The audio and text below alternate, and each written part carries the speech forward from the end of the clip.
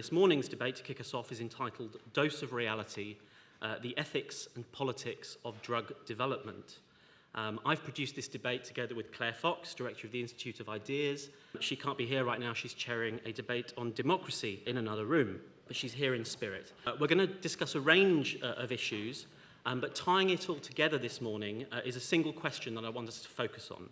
And that question is, how and by whom can drugs best be developed and prescribed for the longer term and for the greater good?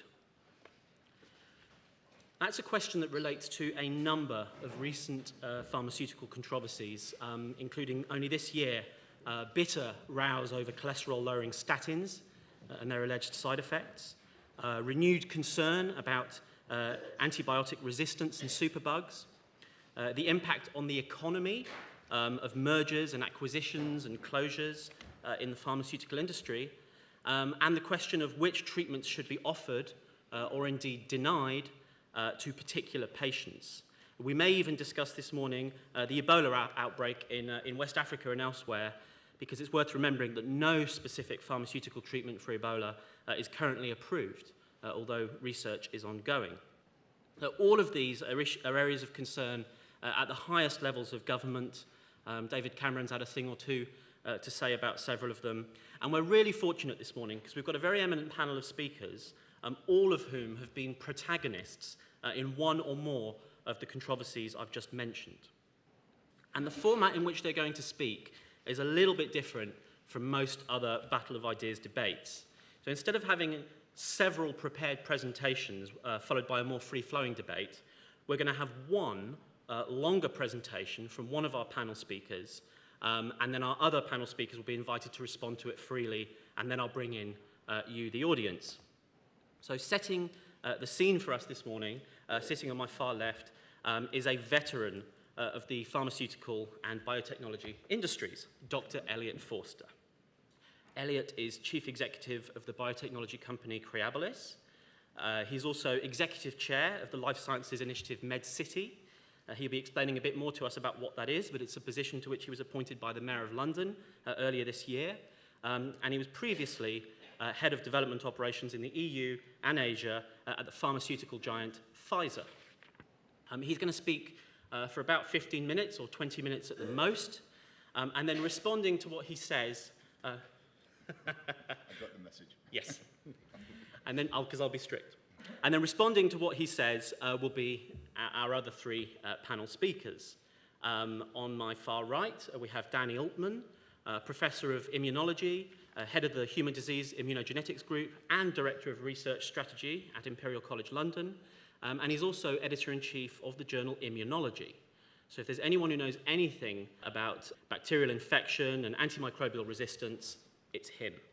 Then we have Professor Mark Baker on my immediate right. He's Director of the Centre for Clinical Practice at the National Institute for Health and Care Excellence. And for those who don't know, that's the organisation that issues official guidance in this country about what treatment should be given to whom. That often involves making tough decisions, and it means taking a lot of flack.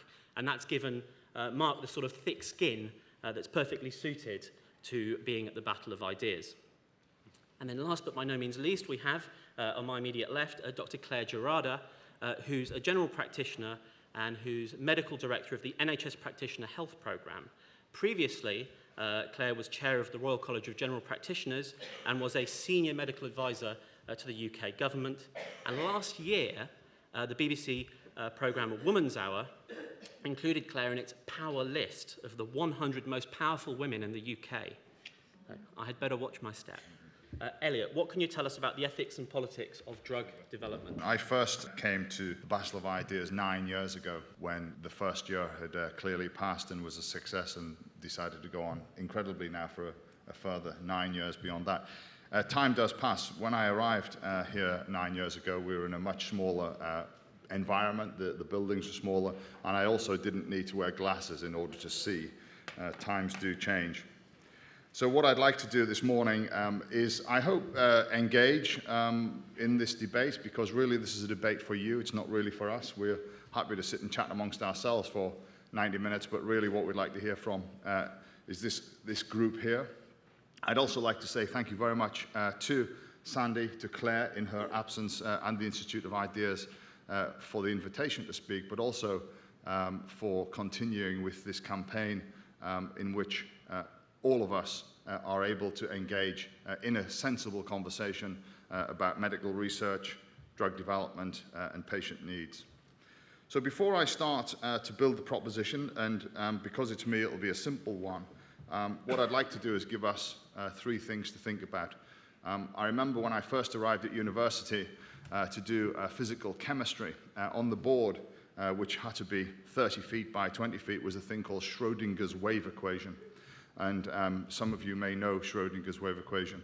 And the professor, who was just finishing writing it off in those days with chalk on a green board, said to this new audience who were first-year university students, walked in, had no idea what was going on, probably had a bit of a hangover, probably had not enough sleep.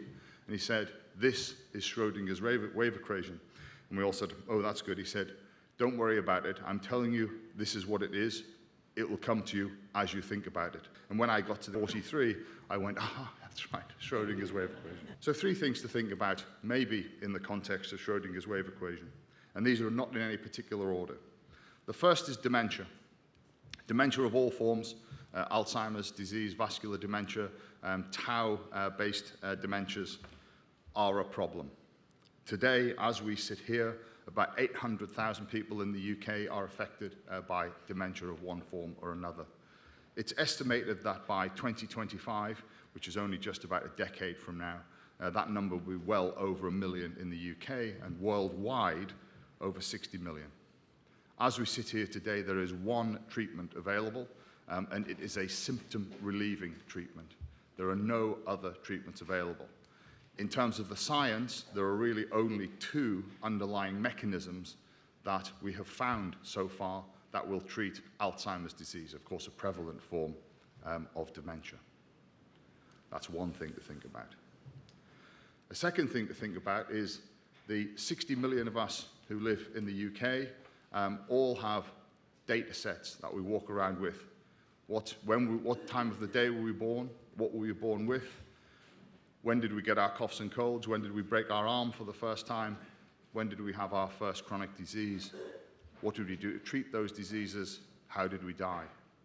That longitudinal data is a record of each of us, when collected, is enormously powerful. It tells us about whether medicines which have been used to treat chronic diseases have been used effectively. It tells us lifestyle choices that we make and how those impact on the diseases we develop.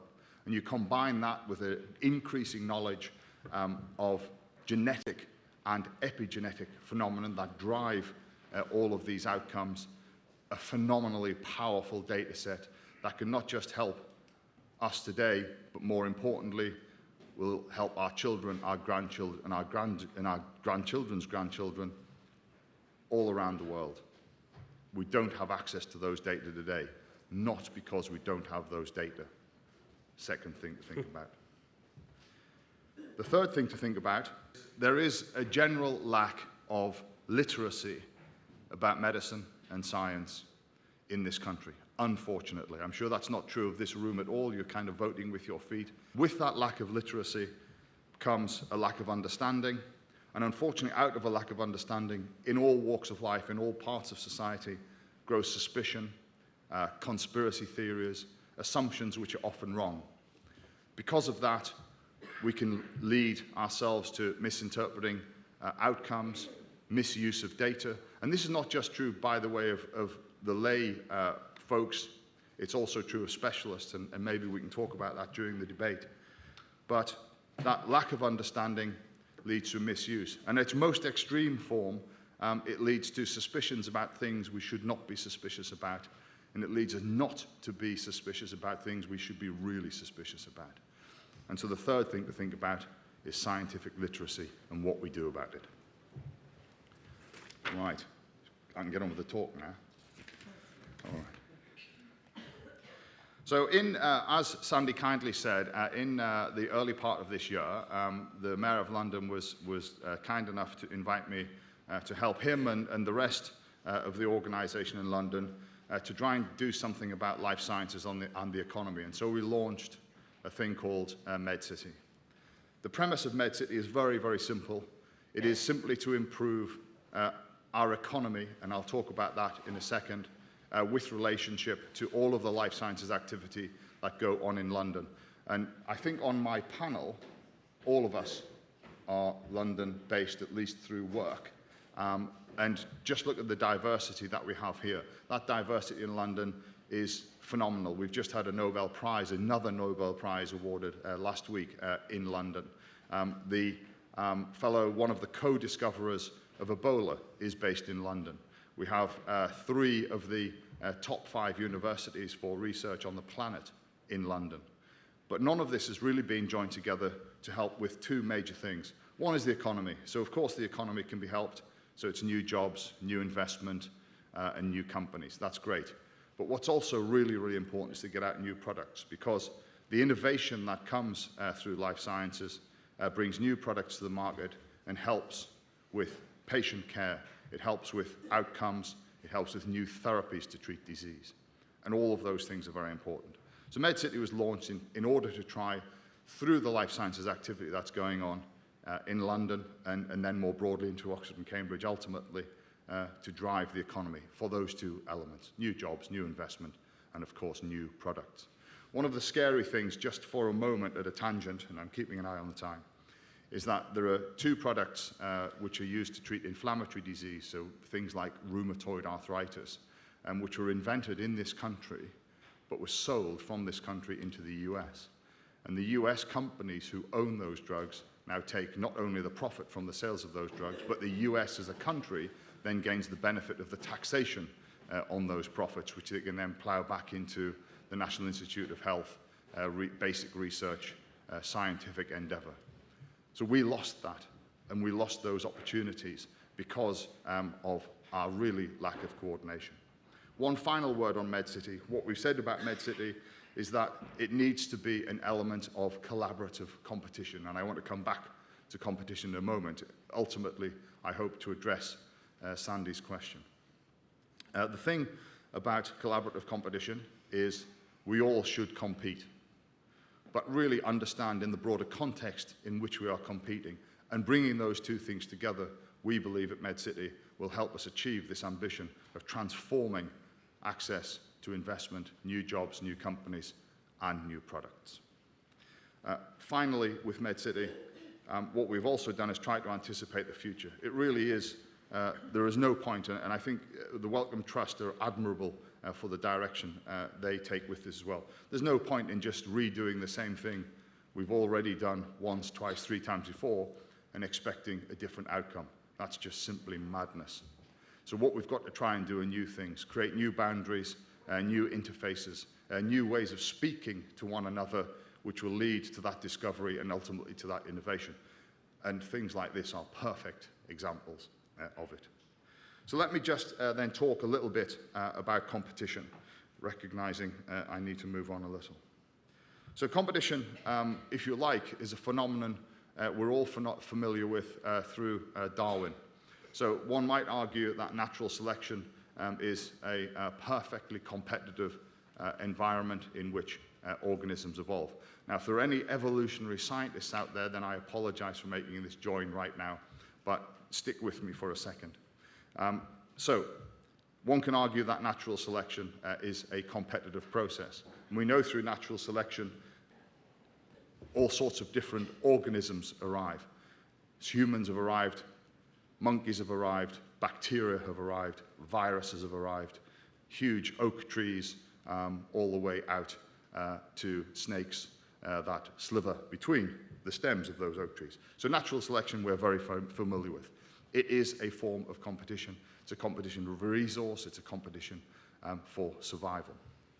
And I would argue that that competitive process has led us to a point where evolution in some respects is growing to an end. And there are some arguments in the literature right now as to say, have we come to the end of evolution in some aspects? I shan't go down that track.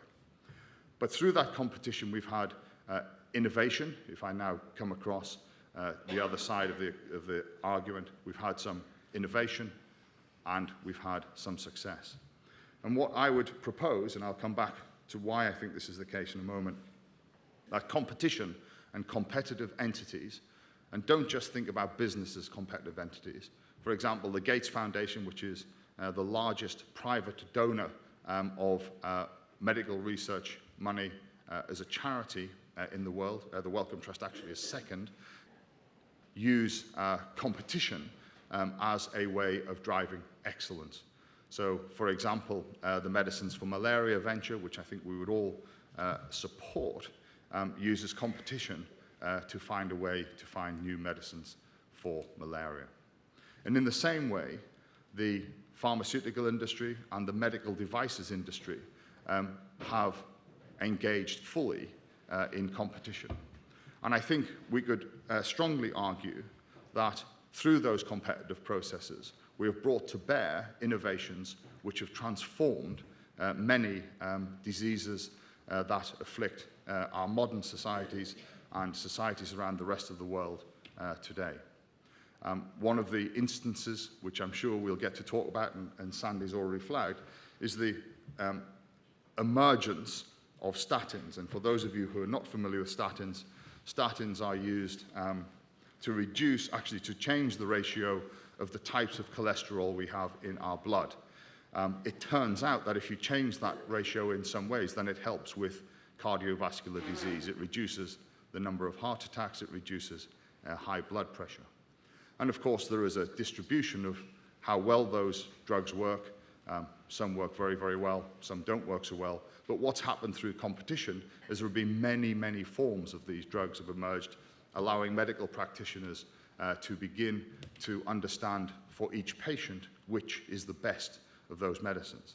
And if you follow deaths just in this country by cardiovascular disease, they've dropped by 2/3 over the last 30 years, in part, of course, due to exercise and understanding better health, but of course in part helped by statins. And remember, the contention that we have with MedCity is that we don't think doing the same thing time and time again with the same people is going to be the answer. And it really is about integrating of our thinking, integrating of the data that will begin to help us. Okay, I'm getting to an end. So I was going to tell you a really quite cool story about the plague and HIV. As we're in London, the plague's a pretty historically important thing, but maybe as I'm sitting down, I'll get to talk to you about that. So as I'm getting the word, I'm going to skip through two things. So two things about competition.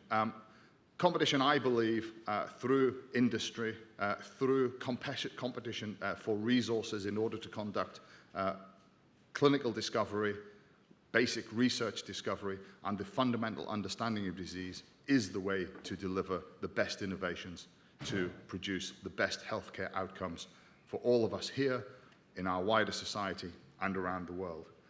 And one, just to finish, piece of note is why that is the case.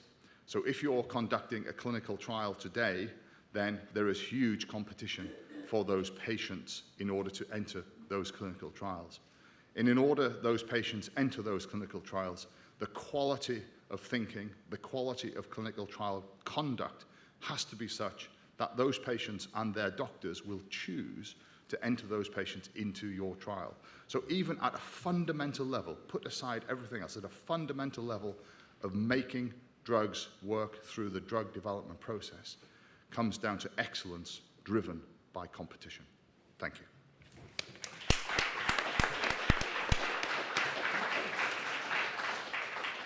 Thank you very much, Elliot. My other speakers are champing at the bit to respond to that, and there's a lot to pick up on. I might begin by asking you, Claire, you have a different view of the benefits or otherwise that have been brought by statins to the health of the general population. Is that right? Elliot has some very interesting points, and I think some of the most interesting points is I think the mess that we've got ourselves in today is because of this health literacy issue. I think the fact that the Daily Mail can on one week say tomatoes cause cancer and the next week say eat tomatoes and you'll live forever shows the extent that we've got. And I think the issue about the statins actually is because of literacy. It's because, as Elliot said, we can be blinded by whatever we want to hear. Now, you made some errors there, but, you know, hey-ho, you're a clever man. Statins have nothing to do with reducing the overall level of heart disease in this country. It is almost entirely due to people giving up smoking and other lifestyle issues. But I don't really want to go that route. I think that what we need to do in terms of the ethics of producing anything, be they medicines, be they technologies, be they devices, is actually to look at what we're doing. And going forward, it's about improving, I think, the quality of people's lives and not necessarily the quantity of people's lives. With the statin issue, we're going to be medicalising all of you in this room, because all of you in this room, as the threshold drops for statin use, will capture all of you, including you 14-year-olds, because somebody somewhere has already made the argument that we should all be on them. And all of that just to reduce, at a population risk, a hypothetical reduction in heart disease. But nevertheless, it is about the other end. It is about the quality of life.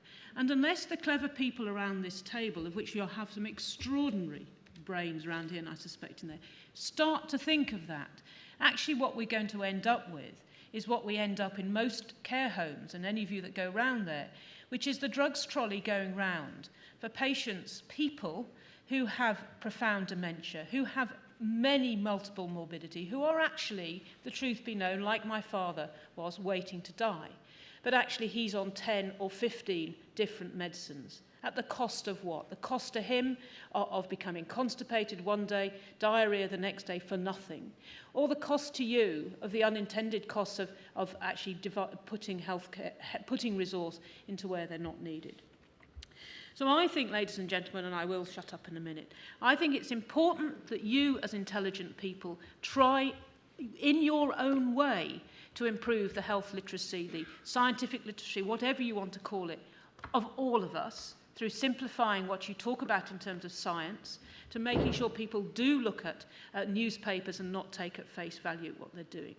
But for me, at the other end, it's about continuing to talk about the patient at the heart of all of these inventions, and not necessarily looking at the statistics and the theoretical implications of what's being designed. And I hope we can pick those issues up as we go forward.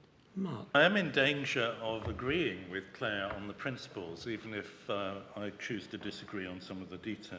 I do agree, for example, that the overuse of drugs is at least as poisonous as the underuse of drugs, and that's something that we at NICE are trying to address. The pharmaceutical industry has been looking for 100 years for a wonder drug, and they think they've got it with statins. But no drug, indeed no effective treatment, comes without its baggage. And the mantra of first do no harm was abandoned by the medical profession when we started using drugs and doing operations on people. The evidence for the effectiveness of statins, both in primary prevention and in secondary prevention, as preventing recurrence of cardiovascular disease, is very impressive. But its impact on the natural history of the epidemic of cardiovascular disease is much less certain. And if you try and put yourself forward 100 years and look back on the 200-year epidemic of cardiovascular disease that began at the end of the 19th century and ended at the end of this century, the use of drugs like antihypertensives and statins will be a pimple on the arse of the natural history of the epidemic. Because what happens with all epidemics is they start, they peak, and they fall. The phase we're in now is in the decline in the mortality from cardiovascular disease. Anything we do to intervene might shift the curve a little bit, but whatever it is about Darwinism, more about adaptation than competition, whatever it is, we think statins will help accelerate that trend, but the main work has already been done. Perhaps by smoking, although I suspect history will suggest that was just a little nudge as well. So that's one thing. The second thing is that whilst the British media may be illiterate, they're also innumerate. And it's not just the media that are innumerate, but most of you, most of us, and actually, discouragingly, most doctors. So explaining the really quite complex truths about the effectiveness of treatments, drugs and others, is very difficult to get across to doctors, which is why NICE is always under pressure to make dogmatic statements, do this, do that. And that's what most GPs, clearly not Claire, most GPs beg us to do. Tell us what to do, is the mantra that comes to us. The third thing I want to say in response to the initial comments, so this is the last thing, is about competition, how we create it and how we use it. And the problem, I think, is that whatever the Mayor of London wants to do, health is a global industry and global rules apply.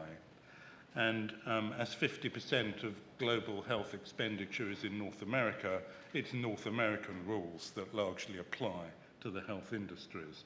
And there is therefore an intrinsic lack of rationality in the global healthcare industries, particularly in pharmaceuticals. What we've seen over the last decades is that the costs of bringing drugs to market have risen so high that there have been a lot of mergers and acquisitions within the pharmaceutical industry. This inhibits competition. And another term for collaborative competition is a cartel. The result is that there is no downward pressure on price of new products, and they therefore go up to the point where sensible countries like the UK cannot or refuse to afford them. What NICE has done over the last 10 years is to work with most members of the pharmaceutical industry to adapt to the environment that exists in the UK and increasingly in other countries, recognizing the fact that the baseline price for new biological products is simply beyond both rationality, the need for companies to recoup their investment in R&D, and beyond the capacity of governments to afford. And we therefore, almost all the cancer drugs we now approve, and believe it or not, we do approve some, almost all of those are subject to a price reduction agreement with pharmaceutical companies. It's obvious that one company refuses to do that, but all the others do. Thank you, Mark. Before I bring Danny in, there seems to be a little bit too much comfort on the panel with impugning the media for people's lack of scientific literacy and so on and so forth. I mean, I've lost count of the number of objectionable or inaccurate or misleading news stories that one can lay at the door, not just of the journalist who wrote the story or the sub-editor who added the sensational byline that wasn't the journalist's, but you can actually trust, or you can often trace back a problematic or objectionable news story to a press release, to a press officer, to an academic, to the abstract, if not the content of a particular paper, which was published at a particular time in order to capture a particular type of attention. So I think it can be rather too cosy. The research sits on an insulated, rarefied high ground that the media then sort of mess up. But others may have a different view. Is there anything you'd like to respond to, Danny? I mean, competition, is that the driver of excellence in your field? So to remind people, I take it the reason that I'm here is as the academic prof to fly the flag for the groundwork of basic scientific research in underpinning new drug development. So I take it as a given that that's an absolute requirement if we're going to solve any of these problems. We wouldn't have known how to address HIV as relatively quickly as we did had we not had 30 or 40 years of basic immunology and basic retrovirology to understand what kind of virus this was, know all the rules of viral replication, know all the rules of CD4 T cells. And the answers, because of that, came relatively fast. Ditto Ebola virus. In some ways, it's shameful that so little progress has been made in the last 40 years. In some ways, we know an awful lot because of all the virology out there and all the understanding of hemorrhagic viruses. So, or to take another area where, with one of my academic hats on, I get quite involved, the autoimmune diseases, things like arthritis that we heard about, multiple sclerosis, type 1 diabetes. When I lectured undergraduates about these diseases 20 years ago, I used to do it slightly shamefully and embarrassedly that academics had done all this esoteric research and not really helped a lot of any patient. Now I do it with my head slightly more held high, that there are a number of treatments out there, and we heard about the arthritis treatments, Tysabri, fingolimod for multiple sclerosis, that come directly out of that academic basic research that I think do change people's quality of life. Also, I think this endeavour of basic research to underpin drug development is perhaps once was an elitist pursuit in London or Oxford or Cambridge or Harvard or Yale. And I'd like to think that in the age of computer power and genomics, it's increasingly egalitarian, so that somebody in an Ebola country or in a malaria endemic country, armed with a computer and a good bandwidth, with genomic data, can contribute as much to this debate and can get the Lancet paper just as much as the person in Oxford or Cambridge. So in all of these places, there are press releases coming out every week saying, you know, this university or that university has some knowledge that's a potential cure for this disease or that disease. So why aren't they all cured? You know, is it because we're mad or bad or stupid? And I think it's none of those things. I think it's because it's a very tough game and it's a very tough battle, and there are many hurdles out there between the press release and the improvement for the patient. It's attracting the investment. In various parts of my life, I spend quite a lot of time having to interact with investors and investment analysts. And if you looked at the track record of drug development and heard that there was, you know, an infinitely small chance that this idea would make it to the market as the big selling drug, would you invest in that rather than in, you know, other sort of commodities out there on the market, or, you know, the property market or gold investment? I possibly wouldn't. There are regulatory hurdles which aren't necessarily serious, safety requirements, efficacy, government budgets. The drugs that we're talking about at the moment are very, very expensive. The Ebola treatment, this ZMapp that's been much trumpeted, is a monoclonal antibody. If it had to be produced at high quality and paid for in real hard cash, and would be unsupportable by most health services.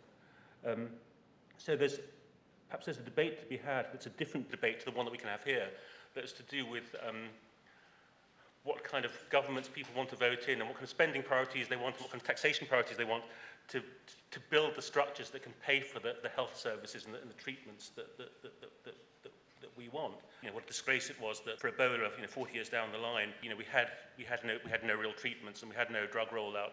But I don't think anybody was surprised by that. It's because we don't have the structures in place that could possibly have made that happen.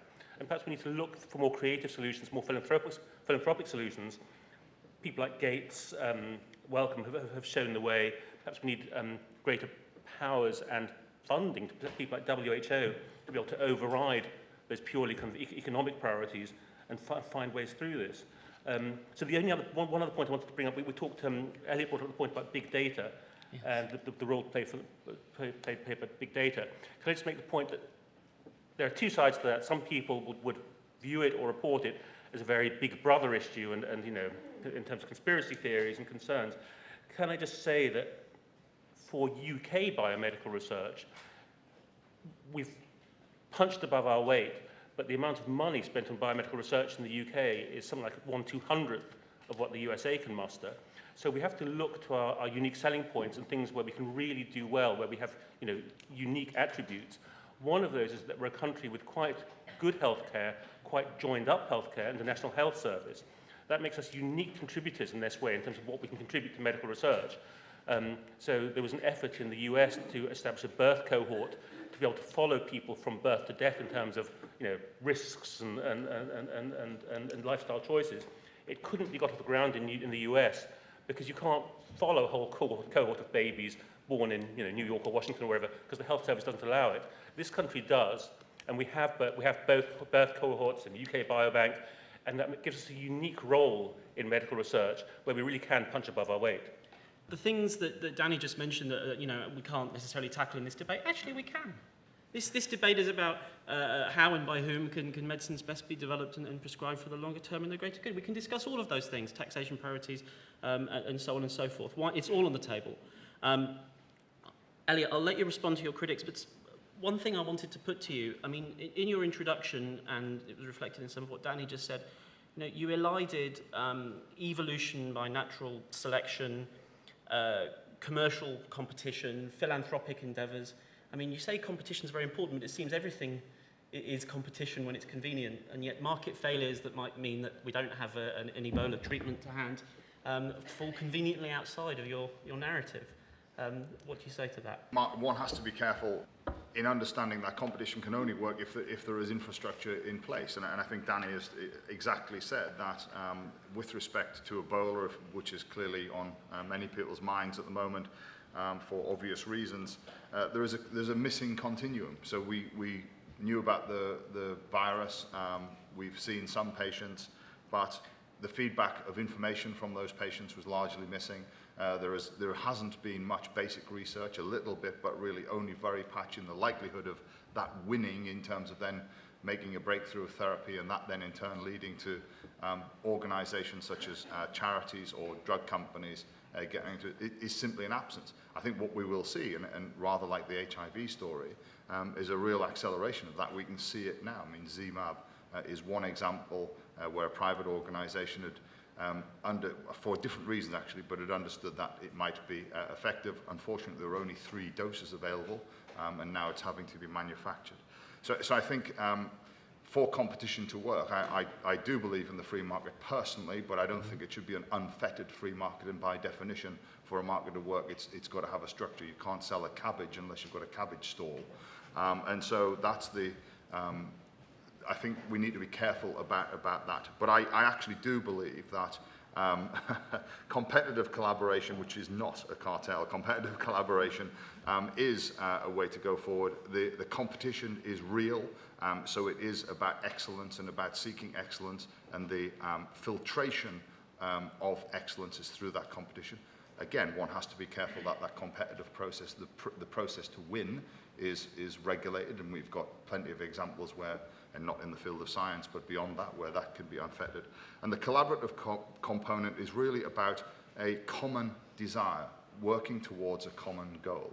Because, frankly, if it's a dispersed goal, then we can all compete as we want, but we'll all end up in different locations. I think if we've got a common goal and a common shared ideal, then we can compete within that.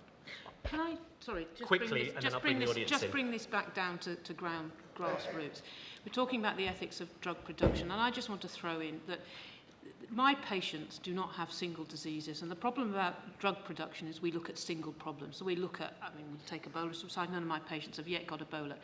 And I worry that actually doing what we are doing in these silos of developing medicines, drugs, is actually not going to help you as you get older, or the 1 million people that are going to have Alzheimer's coming forward, because they've not just got Alzheimer's, they've got diabetes, hypertension, rheumatoid arthritis, depression, etc., etc. And until the pharma industry start to accept and understand the changing needs of the population, I think we're just going to get more and more and more Me Too's, which actually I think, Me Too's being the same thing, but one tiny 0.5%, a little bit better or a little bit worse.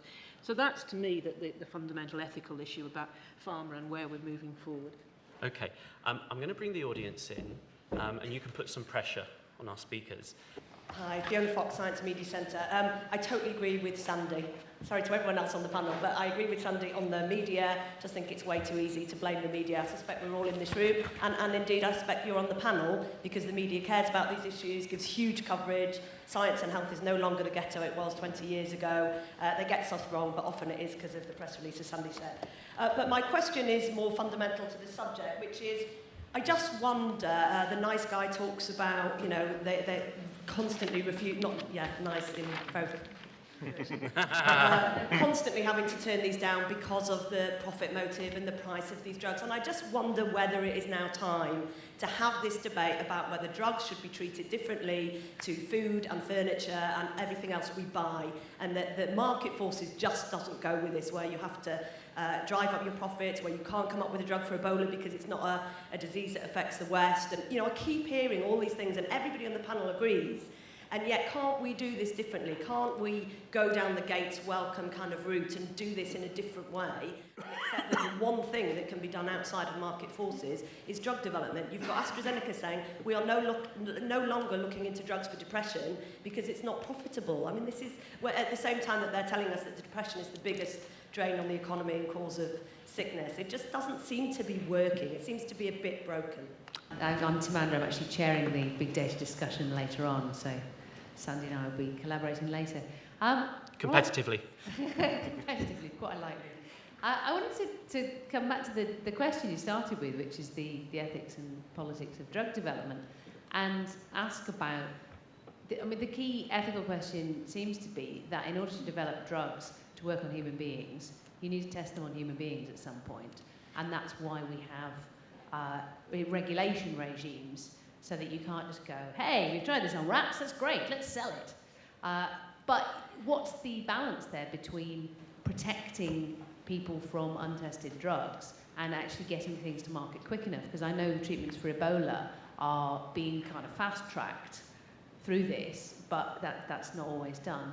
And to reference that back to the great potential of medical data sets that we have here, surely one of the problems here is that physical experimentation on human beings is very regulated, and that's probably a good thing. But if you're experimenting on people by looking at their data, by saying, oh, well, look, all the people who have made this lifestyle choice seem to be 60% more likely to end up with this disease, and all the people who don't make this lifestyle choice are less likely to get it. So what are you then going to do about that? Are you going to make some intervention in their lives to try and get them away from that lifestyle choice to this lifestyle choice? And if you are doing that, well, aren't you experimenting on mass populations of people? And how should we regard that? It's on the Ebola thing as well, because obviously it preoccupies a lot of people at the moment.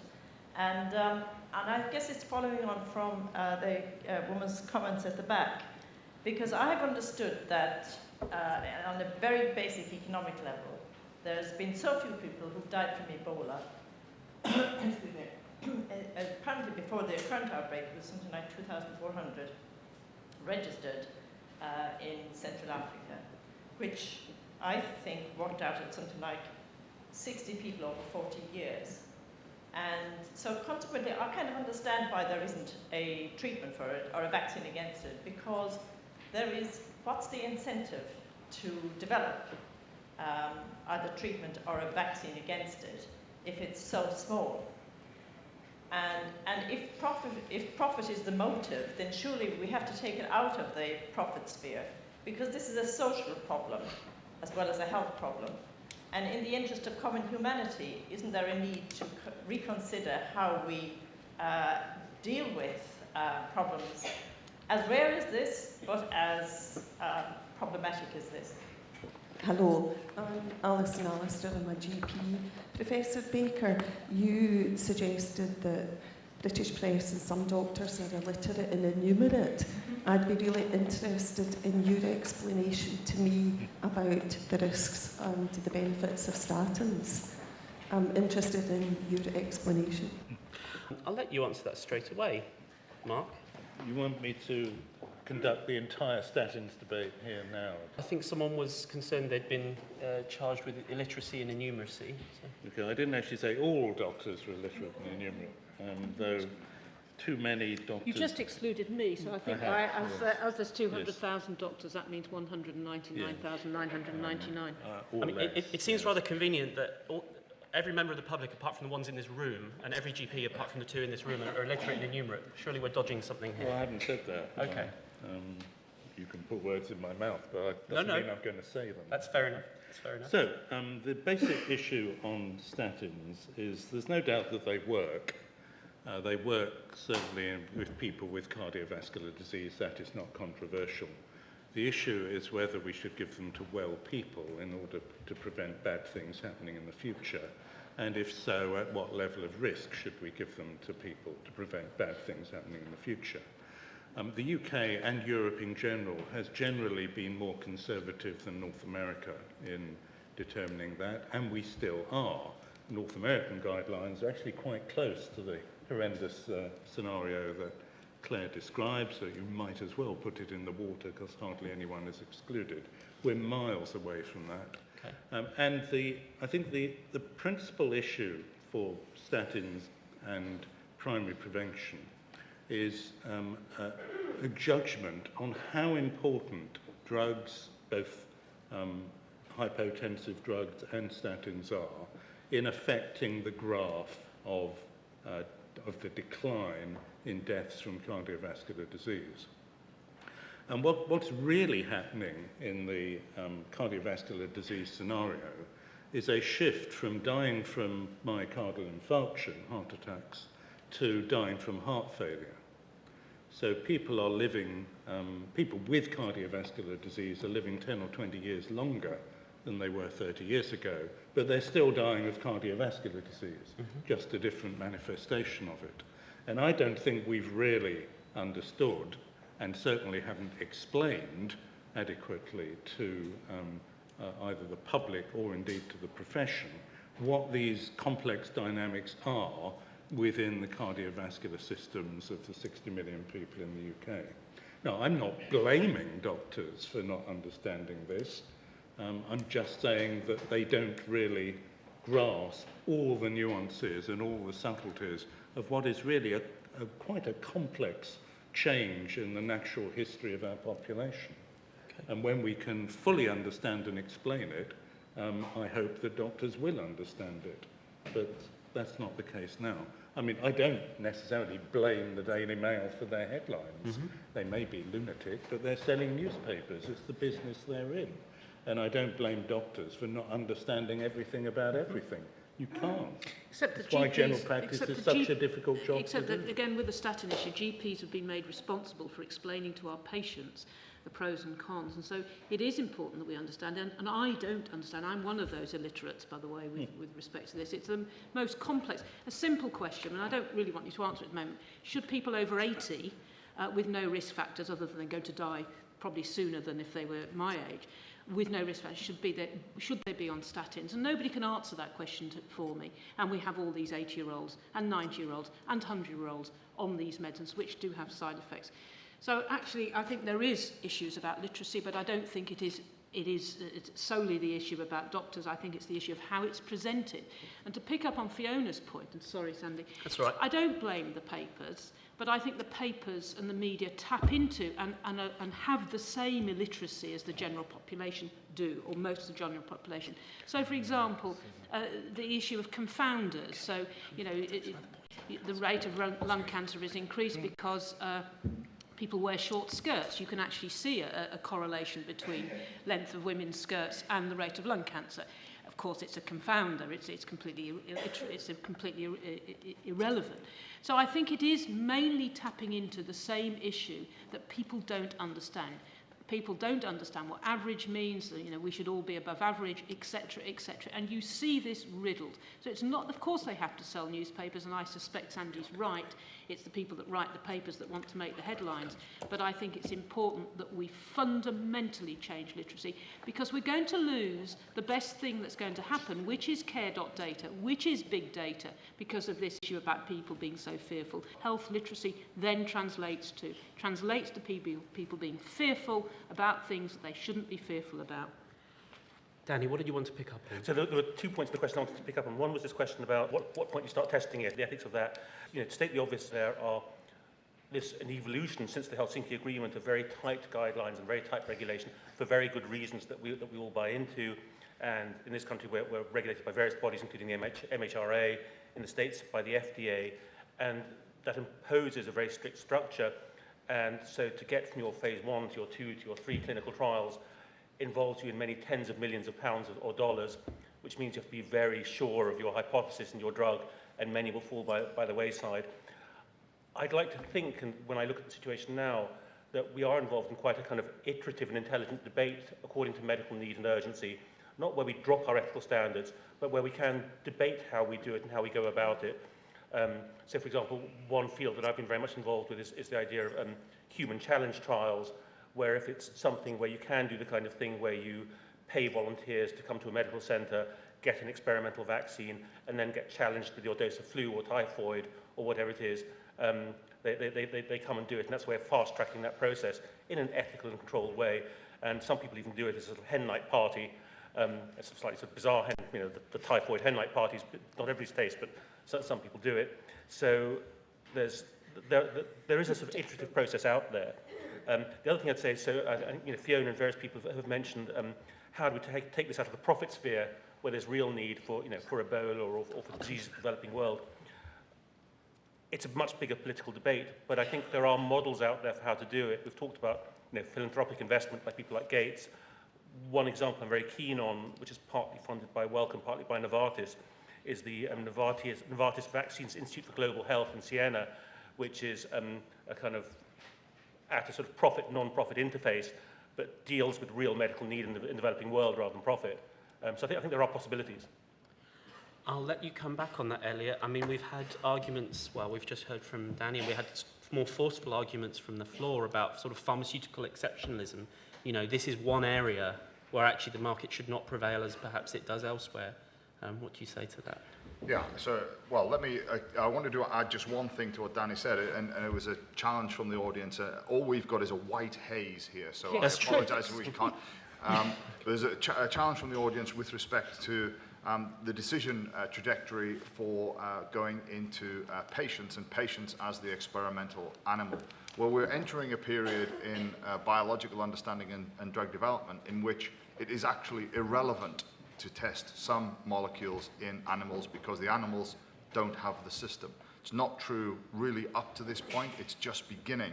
And so there will come a time, and it's upon us, where some first time in organism experiments will be first time in human experiments.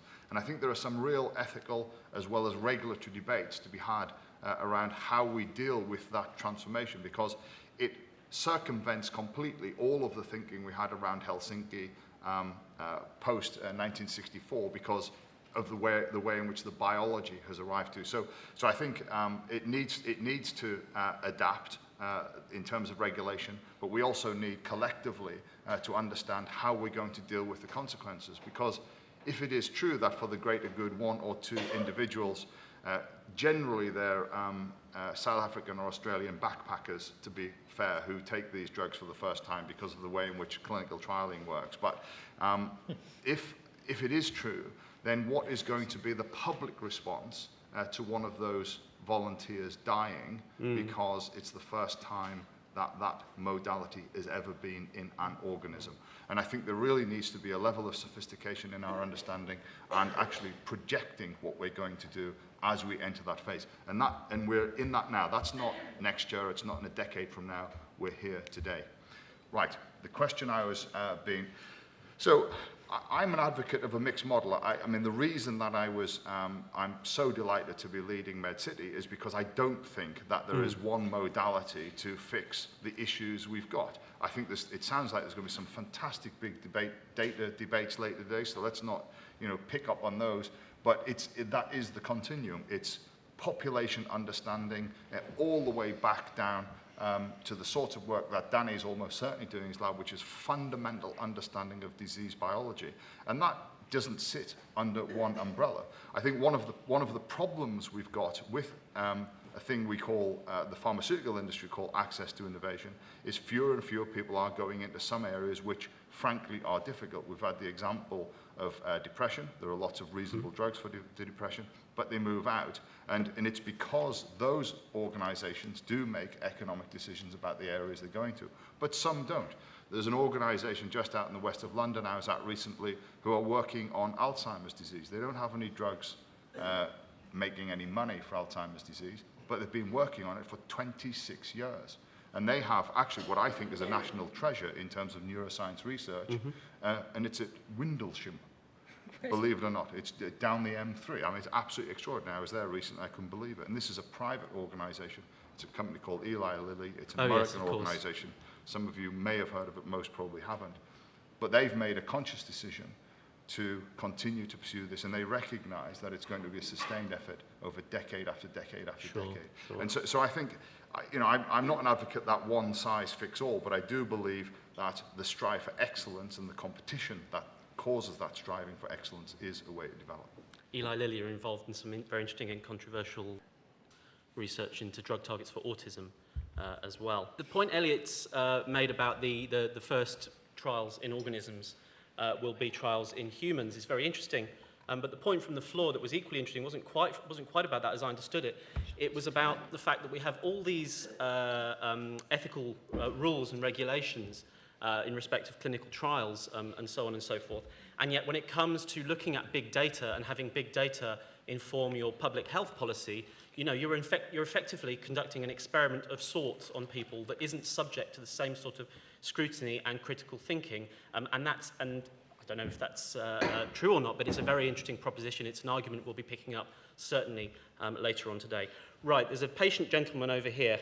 I'm James Woodhouse, and I've been working with Novartis on a mobile app for breast cancer sufferers for a couple of years now. Those of us who identify with the Institute of Ideas know that we're all in favour of competition, say in education, and you know, we're like competitive sports, and those of us with an old background will remember the famous phrase of Vladimir Lenin, socialist competition. That's one for the pub later. But I'm bound to say that when Eliot, as exposed by Sandy, my old friend Eliot, refers to Darwinian competition and shifts that biological discussion and genetic discussion into the world of business, he's making a category error. And it all begins actually with the end of the Cold War, 1993, Predators or Prey. Have a look at the article in the Harvard Business Review suggesting that Darwinian competition is how business works. Mistake. And 1995, also after the end of the Cold War, when all sorts of silly new alternatives to left and right rush in, we find a book called Co-opetition. That's where the dreadful phrase comes from. So Eliot, you may believe in the free market. Margaret Thatcher believed in the free market, but she didn't go on in the 80s about Darwinian competition. But now, since that, of course, that's the main model for how we think.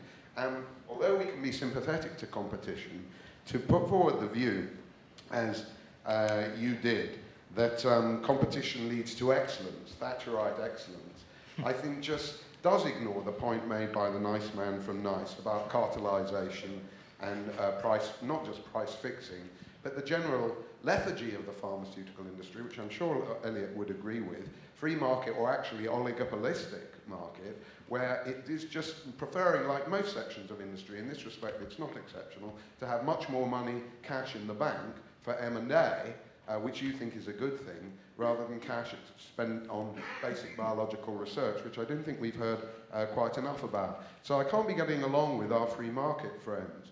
I just think the metaphor of Darwinian competition is wrong. Then we're caught between a rock and a hard place, aren't we?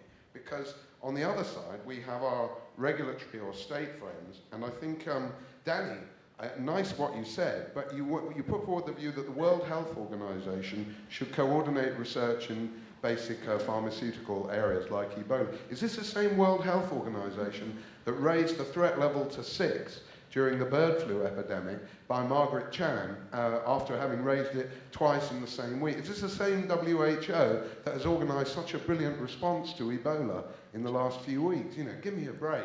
It's like the UN on wheels, you know.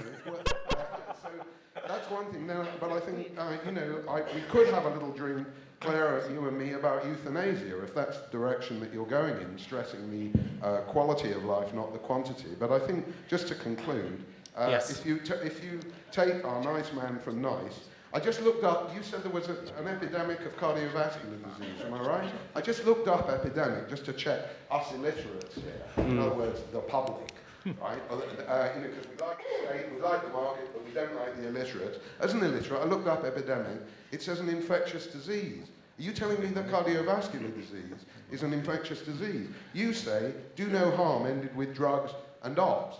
Well, it may have ended with that, but it's an extraordinarily sweeping statement to make, just as sweeping as overuse is as bad as underuse. So I've not got a whole lot of confidence in you, because you know, you don't seem to understand epidemics, you don't seem to understand the progressive role of drugs and operations, and you tell me that I'm illiterate because I read the Daily Mail. It's just not good enough.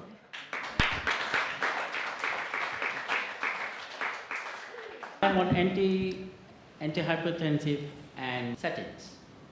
I found my life changed after taking this for the better. I'm a nurse by background, yeah? And both this was prescribed under emergency doctor's consultation. You know, because I was over 60 at that time, the routine screening that they did didn't pick me up. Yeah? The other thing I like to know the panel's view, prevention to the statement, prevention is better than cure. I was wondering what your ideas are about the points raised by Professor David Nutt regarding legislation and the discrepancy between scientific evidence and rules regulating scientific development. For example, like he's mentioning lots of drugs that are not allowed to be pursued in clinical trials, probably not because they're more dangerous than others, but due to some political background dynamics going on. You've talked a lot about clinical trials, and I'd like to ask your view on some issues relating to slightly earlier in the drug development process when you're trying to find promising molecules to try and develop into drugs. Whether you think the fashion for using kind of combinatorial approaches or throwing an entire library at a petri dish, an entire library of molecules at a petri dish and finding lots and lots and lots of promising hits compared to rational drug development or looking at the literature and finding that something might be seem promising for another disease to what it was originally used for, please. Just to pick up on this point again of competition, the Nuffield is actually doing some looking into research culture. And one thing that is emerging is that a lot of researchers are finding that competition is actually impeding or hampering developments in research on occasion because people are not sharing data and so on in a way that would be very helpful.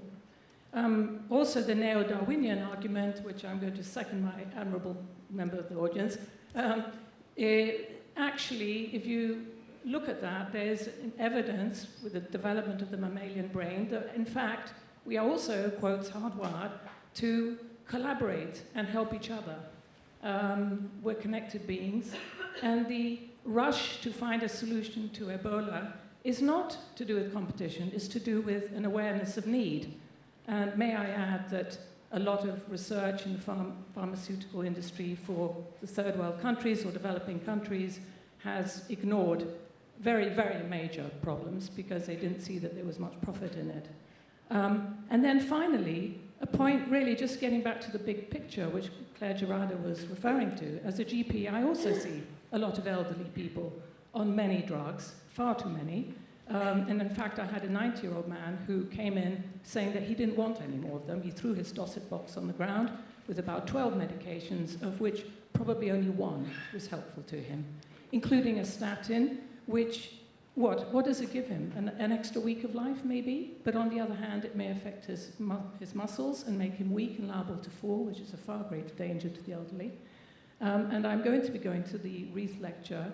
Atul Gawande is going to be talking about the failure of medicine to recognize that we are all mortal, and rather than allowing people a peaceful death, we are in fact keeping them going to have a cruel, slow dying process. And maybe it's time that we should really look at this again, all of us. Thank you. On that note, I'll very quick this time, but Elliot, I'll start with you. Our colleague Professor Woodhausen has accused you of committing a category error of working for a lethargic industry, of being preoccupied with M&A at the expense of R&D, and a litany of sins to which I think you should respond. Yes, thanks. Well, look, James, nice to see you. We've had too many times over long dinners and wine in order to. We shan't rekindle all of those discussions. I've come in on the with the contention that competition is one of the ways in which we can stimulate excellence. I do accept that. Adaptation is actually probably a more sensible route, but I think if you swallow that Darwinian adaptation argument, then I think you should allow industry to adapt through M&A as well. I shan't say any more on that. What I'd like to do, if I can have 30 more seconds. Quickly. So the big debate, it's not for this room, between rational drug design and high throughput screening goes. It also goes on, by the way, in digital health economy. It also goes on in technologies. It's very, very interesting. Unfortunately, it all comes back to big data, and that debate is this afternoon. And then finally, the multiple use of multiple drugs and interventions. I suspect your 80-year-old gentleman has also got his pass to the gym and is also advised on how many drinks he should have a week, how much fruit he should eat, and so on. I think it's just really adding to the whole complexity. Frankly, primary care practitioners, whether it be GP, nurse and others, have got a nightmare of misinformation and disinformation and too much information to walk through. Again, big data is probably one of the ways we can begin to help navigate that maze. Okay. 2 points, and I absolutely agree, and I'm reminded of a quote by someone called Himmelstein, who set up health maintenance organisations in the States, and he paraphrased, but he says, like blood, healthcare is too precious to trust to the market. And we know that, because we know that the market actually corrupts. The market is there to make profit. So whilst competition is there, I mean, I've got competition run through my DNA, but it's competition to achieve, it's competition to make things better. It's not competition in terms of the market to make profits, which is what I think this gentleman was talking about. And then finally, I'd like to talk about the guidelines, which Elliot has just touched on. There was a study that looked at between 2011 to 2012, and it looked at all the clinical guidelines that our wonderful NICE has produced. And in that year, there was about 45, of which 22 were relevant to the patients that I see in primary care. Of those 22, there was 495 recommendations. 495, ladies and gentlemen. And not one of the studies was done on the sort of patients I see. So they were all done on patients just with diabetes, or just with hypertension, or just with a temperature, or just with drug misuse. And can I just tell you a little secret? Not one of the patients I see has just one disease. So until NICE start to accept that of those 495, which I am performance managed on, so it's not enough to say, I have a choice. I don't have a choice, because I will then be hounded because I haven't given you the X, Y, and Z. Until NICE and until our pharma industries, I keep saying, start to look at what I'm seeing in my consulting room, I'm afraid each one of you is bound by 495 guidelines or recommendations that I have to adhere to. Is that true, Mark? Some of it is true. There are too many, well, there's too much guidance, too many recommendations, I'd agree, and we're trying to sort that out. But it's not we who decide what we produce guidance on. It's what the Department of Health still is for Public Health and Social Care, or NHS England. We do what we're commissioned to do. And I think we can and will be getting smarter about how we present that for GPs in particular, but also hospital doctors, on what's really important rather than just everything. In fact, about 40% of the recommendations relevant to primary care are backed by research based in primary care. But we use the best available evidence anyway, and often the best available evidence is only based on hospital patients, and that's a shame. And what has to happen there is more primary care-based research. And that sort of research is more likely to be relevant to the patients that Claire and others of you in the audience see, i.e. those who are old, have multiple conditions, and in whom we have succeeded in prolonging their death. One of the disappointing features, I think, of the extension of the lifespan of people in this country is that most of the increase in longevity is accompanied by an increase in long-term disability. So we've only improved healthy life by about a third of the amount that we've extended life. And that's the principal reason why NHS costs go up year on year by much faster than inflation. One other thing I'd like to come back on quickly. The games with words about epidemics. If you read the Royal College of Physicians report in 1962, it will describe the epidemic of lung cancer associated with smoking. There are similar documents about the epidemic of cardiovascular disease, and regardless of what some dictionary says an epidemic is, if you look at the population pattern of these conditions, and indeed others, they follow the same pattern over a much longer timescale, admittedly, as many infections. And if you look, for example, at the epidemiology of the TB epidemic between 1600 and 1960, it has exactly the same shape as that of cardiovascular disease. Danny, what would you like to Can I come come back on one other point that I think we haven't addressed from, was it Beat in the middle, that competition impedes development because we don't share data?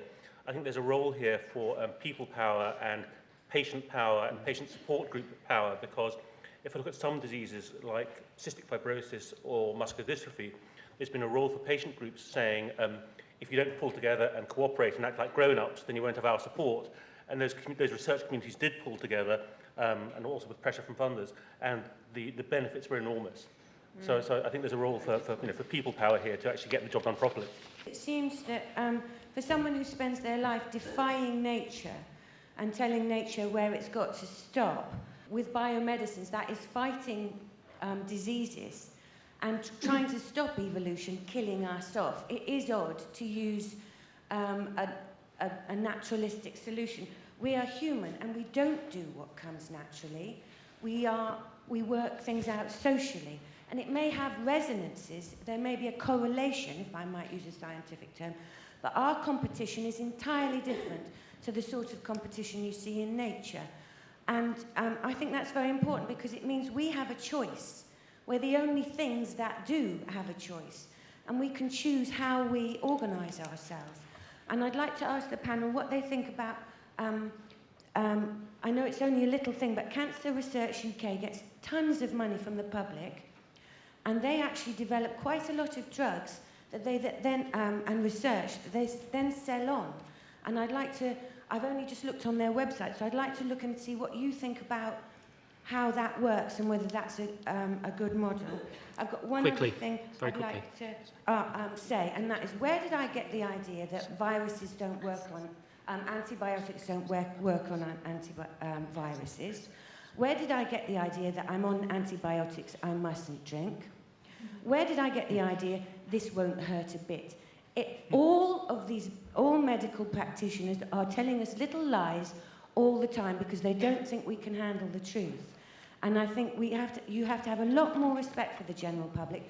When we panic, and we read things in the newspapers, in the Daily Mail and whatever it is, it's because the medical profession has been telling us little lies for a very long time and we don't trust you. Thanks, Sandy. You kind of started this debate by looking at what it was going to be about. And two words to use is best be developed and prescribed. So coming from a place of ignorance, I'm a second-year student nurse, so still kind of getting my grips to everything. I kind of feel like we've got two main areas of agreement in the room, and I want to know why, if we agree in this room, it's not actually happening in the real world. It's that they best be developed with us in mind, with the patient in mind, and actually ignoring this drug kind of development culture that's come in worrying more about money than us ourselves. And then furthermore prescribed with us in mind again, and ignoring what seems to be too many guidelines that have been thrown at us and we're becoming overwhelmed.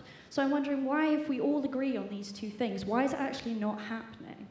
I work in a pharmacy, and we actually get cases of patients coming in and asking for a different brand of the drug because it has nicer packaging. And we have an obligation to give them this drug. And we know that we're using more money and that it's costing more money and it's making more money for the NHS. But I don't think, I don't understand why all these different brands have to exist when they're all the same ingredients. Like, we need to sort that out, I think. That's a very fair point. My understanding of the approval of drugs is that they have to be better than placebo effect, not better than the best available solution to the patients. And related again on the ethics of trials, is that again, I mean, my understanding is that the drug company choose what trials to publish, and there is still no central register of all the trials and the hypotheses before they begin, which again, I mean, is not putting the patient at the center.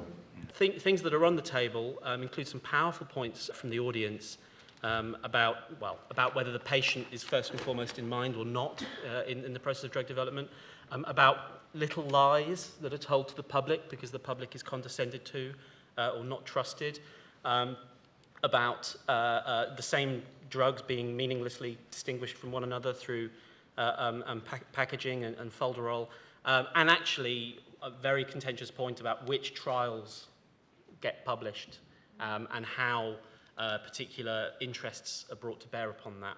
So I'll move this way across the table. If I can start with you, Danny, if you can respond to whatever you like of all that and also sum up your thoughts for the morning. Yeah, so yes, perhaps I can sum up my thoughts and answer some of these points within that. So you'll have gathered my standpoint is that, for example, if we're talking about diversity of approaches to drug development, we had a question a moment ago about rational design versus high throughput screening. It'll be clear from everything I've said, I don't think we're short of basic knowledge, wonderful new knowledge. What we're short of is creative solutions for how to roll them out and how to spend the money and how to acquire the money to roll them out. And so I think to some extent I feel the debate we need to have is perhaps another session, which is a much more kind of science fiction session about the kind of societies we want, the kind of politics we want, and the kind of taxation we want, I'm afraid. And things like copycat drugs are part of that discussion. The question about little lies told to the public is terribly challenging because I could talk for weeks about the relationship between viral infection and bacterial infection in respiratory disease and whether there could be some knock-on effect of antibiotics for viral infection. But that would require an enormous amount of input and scientific knowledge, and probably isn't a thing one can do in a 6-minute slot in a GP surgery. Fair enough. Mark. Okay, a few things. Statins and old age. We do actually have a recommendation in the guidance that you should think carefully about giving statins to people aged over 80. But some people over 80 are so well that they may well have a life expectancy of 20 years and they will benefit from statins. There are many others who have a life expectancy of less than 5 years and they almost certainly won't. So these are judgment issues. Now, guidance are not rules. They are for guidance of practitioners and the public, and it requires judgment to decide what is best for a patient. And then there is a question which I would summarize as why does NICE reject drugs? That's simple. We reject drugs because they cost too much and they aren't good enough. And one of the issues now, which has changed since we started doing this 15 years ago, is that we're comparing new drugs with different things. So there are so many more effective drugs around now that the new generation is often being compared with a first generation biologic. And the ability of the manufacturer to demonstrate value for money is getting harder than it was. Maybe there is a need to rethink how we bring drugs like that into the market. Certainly the current processes don't seem to suit. One of the principles, I think, that underlies our whole philosophy is that we tell the truth. And some people, including quite often Big Pharma and others, including doctors who have strong beliefs about things, specialists and generalists, don't like the truth when we tell it. This doesn't mean that our advice is bad advice or that our conclusions are wrong. It will be obvious to you, as it clearly is to me, that NICE does not seek popularity. It's not our job. We are not like other organisations in that respect. What we do is try to do a very difficult job fairly and as well as possible. And we continuously try to change and improve our processes so that we can fulfil those goals. Thank you. Claire. Thanks very much. I never tell lies to patients. And actually, I think you're talking maybe about metronidazole and alcohol, which you can't use. With respect to NICE, I think NICE, when they were first set up, was the most extraordinary organisation that we really welcomed. And I think, to a certain extent, it still is. But I think it's slightly losing its way. And I think even this debate, you've set yourself up as an adversarial, as a sort of regulated type of position. You've already said that 45% of the guidelines that I adhere to are not based on evidence. They're just based on best practice. So actually, you don't have the truth. What you have is an opinion, and opinions change. So I think it's important that we don't throw NICE out. I think it's a really important organisation, but I think we need to maybe make it I think it needs a sort of a refocus. And the other thing I'd finally like to say is that I think the truth is, and here is a truth, so I don't tell lies, and I wish the scientists would say this, is that if you are on 4 or more medicines, it doesn't work like it does in the Petri dish. It doesn't work like it does in the rat. It doesn't work like it does if you were presenting in the study with a backpacker. We don't know how it works. It's a pharmacological stew. So then translate that to the patients that we see as GPs who are on 15 different medicines. 15, ladies and gentlemen. How on earth can the scientist tell us what those medicines are doing? Now, if they can, in their 15 and in their totality, then that's fine. Translate that to me, and I can translate that to you as members of the public. But at the moment, when I'm sitting there signing a prescription that is 5 pages long for an 85-year-old, I just weep. I promise you. And many GPs, if you are here, will also weep. And I put my head in my hands and I say, I don't know what we're doing. So I think the clever people around here need to start translating it into the patients we see and put the patient centre stage. Thank you. Elliot, you get the last word. It's always handy. I try and use it as well as I can. Some great issues came out today, and thanks very much to everyone. I'm sure Sandy will reinforce that. Very useful and enlightening debate, at least from my perspective. I sort of conclude in that we are where we are. The pharmaceutical industry has existed for about 100 years.